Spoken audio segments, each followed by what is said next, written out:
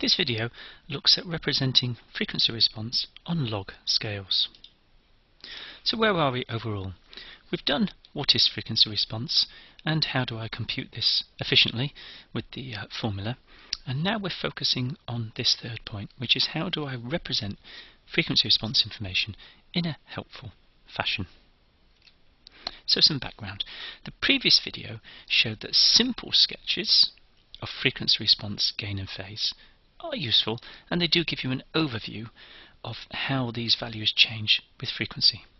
However, the sketches in video 6 only focused on relatively limited frequency ranges. So for example, you could do frequencies 1 to 10 or 10 to 100 or something of that nature. However, in practice, what you want as an engineer is that different decades in frequency have an equal spacing on the graph, so we can display effectively how changes in behaviour that occur in different frequency ranges, so what might happen in the low frequency range, what might happen in the high frequency range. And if you use normal graphs, all the focus will be towards the highest frequency that you have displayed.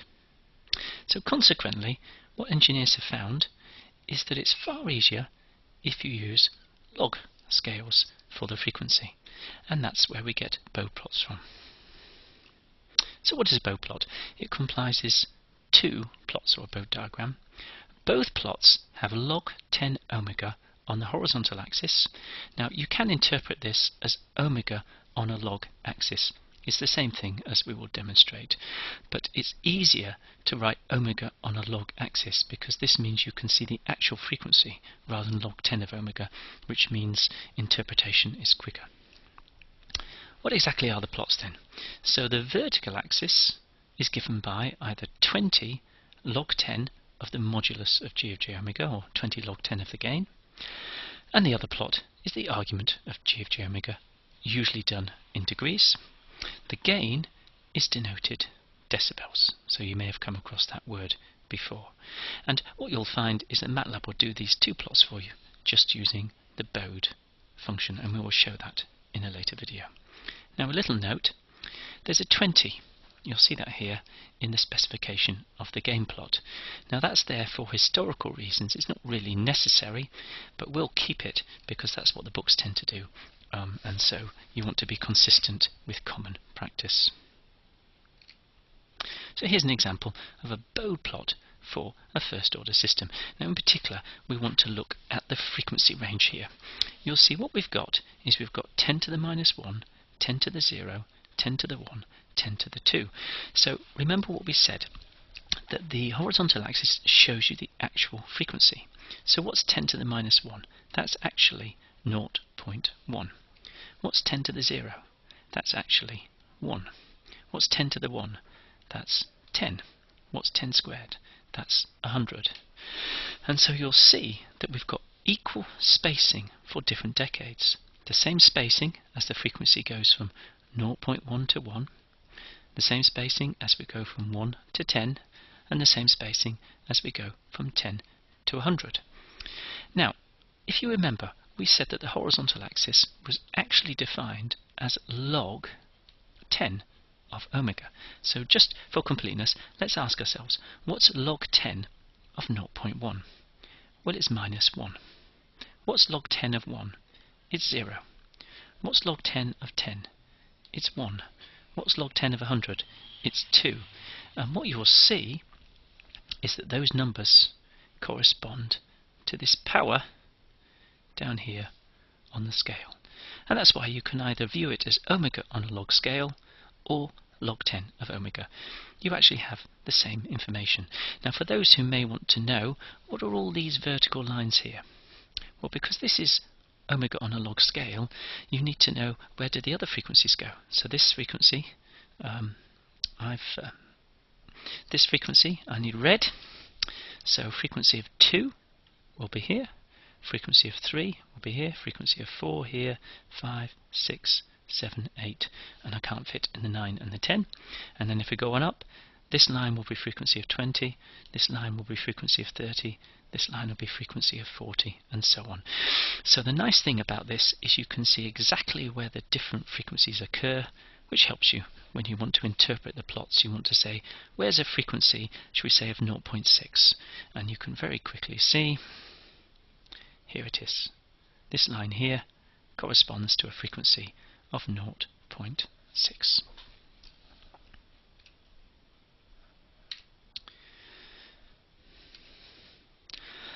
Here's a different example.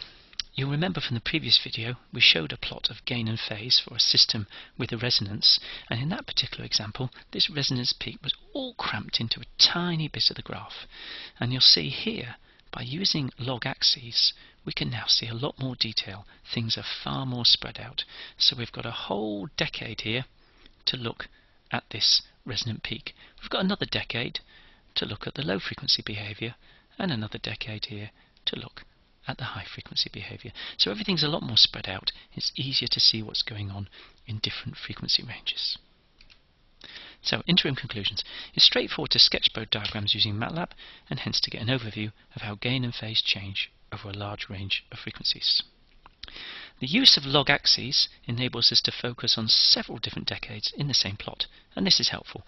But of course the Bode diagram, it cannot cope with omega tends to 0 and omega tends to infinity. It's not yet obvious what causes the shapes and asymptotes that arise, and we're going to move on to that shortly. Now, sketching rules. Before we get on to sketching, we need to understand how different factors in the transfer function relate to shapes in the Bode plot. And once we've got that understanding, we'll be able to use it for control design, which is where these videos will finish. However, before we can get that insight, as you will see, we have got to be comfortable with rules of logarithms, because Bode diagrams are based on logs. So if we're not comfortable with logs, we won't be comfortable with Bode. So that's what we want to do next. We want to reinforce two simple rules of logs. Here they are. The log of a product is the sum of the logs. Or if you divide things, so the log of A divided by B, you do log A minus log B. So these are two well-known rules of logs. You need to be comfortable with these, because we're going to use those all the time in Bode sketching and interpretation. Here's some simple examples then. How does a change in the decibel scale relate to changes in the underlying gain? So what you'll notice, I've got a first example. I've said, what happens if I had a system with gain A and then I multiply it by 10? What happens in the Bode diagram? Well, using these rules of logs, I'm going to get 20 log to the base 10 of 10 plus 20 log to the base 10 of A. So clearly, this bit was the original before I multiplied by 10. And 20 log to the base 10 of 10 is going to be 20. So what's happened when I've multiplied by 10, the Bode diagram has gone up by 20. And you'll see that's irrespective of the value of A. So whatever the gain was, I multiply by 20, and the Bode gain plot will, so I multiply by 10, and the Bode gain plot will move up by 20. What happens if I multiply by root 2? Then I'm going to get 20 log to the base 10 of root 2 plus 20 log to the base 10 of A. So in this particular case, you'll see the shift is here.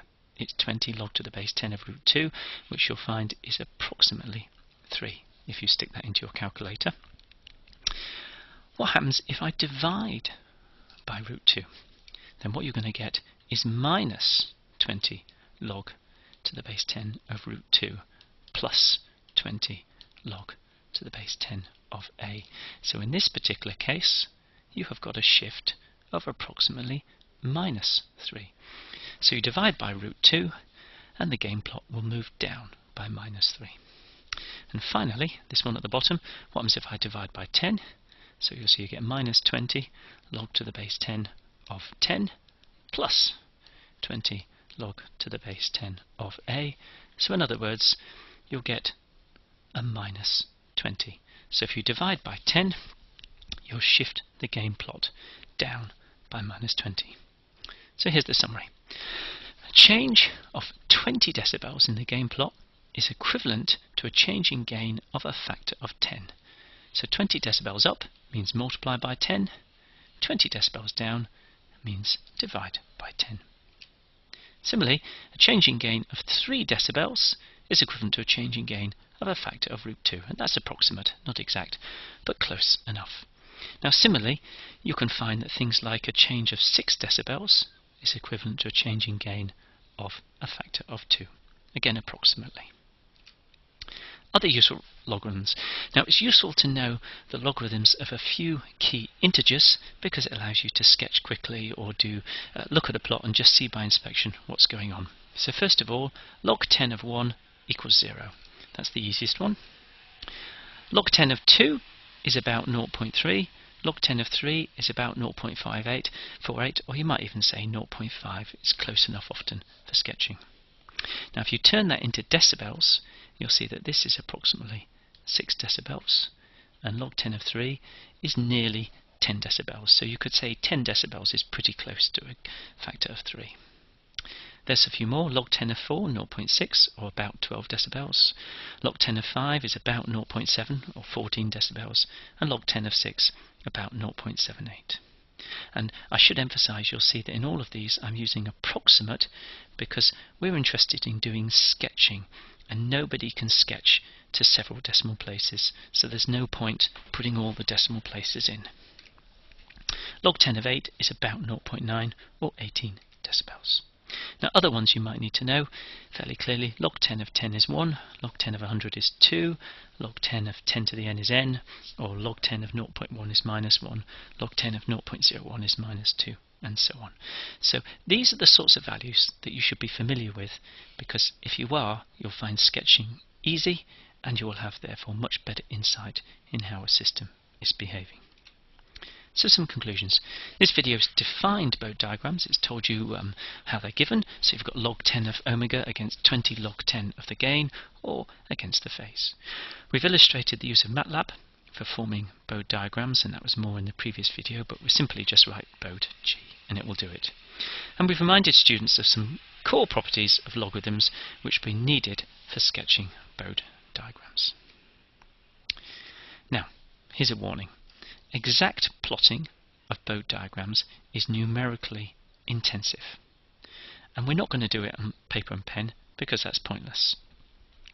Okay, so what we want is a method for finding a simple sketch with the minimum of number crunching, because if we can do that, it will give us insight, and that insight will help us with design. And that's where we're going to be going to in the next few